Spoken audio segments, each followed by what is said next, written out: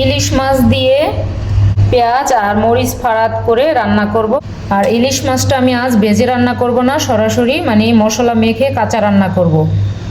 তো ফার্স্টে এখানে যে পাতিলে রান্না বসাবো সেই পাতিলে যে কিছু পরিমাণ পেঁয়াজ দিয়ে দিচ্ছি। তারপরে এই তো পেঁয়াজ দেওয়া হয়ে গেছে। এখন এক এক করে মশলা। আর ইলিশ মাছে কম মশলা হলেও কিন্তু খেতে অনেক মজা লাগে। আমার এক ফ্রেন্ড সবসময় বলতো, মানে যখন স্কুলে পড়তাম তখন, যে সাবিনা ইলিশ মাছ এত মজা, আমার মনে হয় ইলিশ মাছের ঘুও মজা।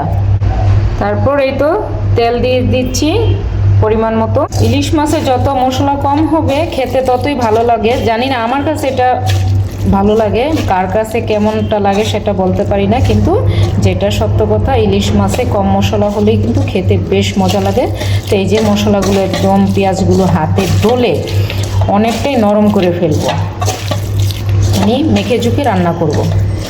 আমার ওই ফ্রেন্ড যদি আমার এই ভিডিওটা দেখে, ও আবার অবশ্য আমার ভিডিওগুলো দেখে, তো ও এই কথাটা মনে যদি থাকে তাহলে আমাকে অবশ্যই নক দেবে যে ইলিশ মাছ অনেক মজা, ইলিশ মাছের ঘুও মজা। এই তো ইলিশ মাছগুলো সব এক এক করে দিয়ে এই মশলার সাথে মেখে নিব।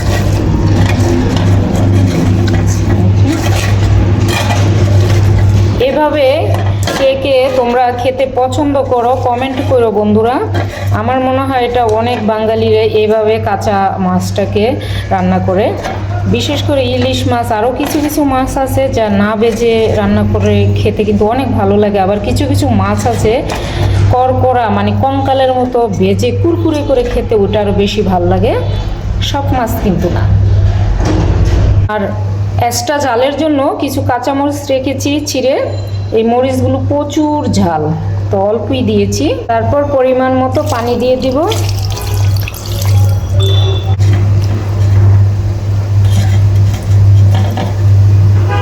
এখন সরাসরি চুলায় চলে যাব। তারপর এই তো ফাইনালি এখন ঢাকনাটা ডেকে চুলায় বসিয়ে দিচ্ছি। একদম ফুল আছে বসে। দেখি রান্নাটা এখন কি পর্যায়ে আছে।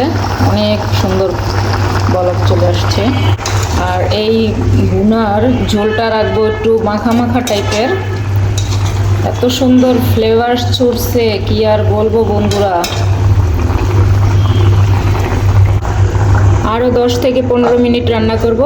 ওটা ডেকেই রান্না করছি, অপেক্ষা করছি আরও 15 মিনিট।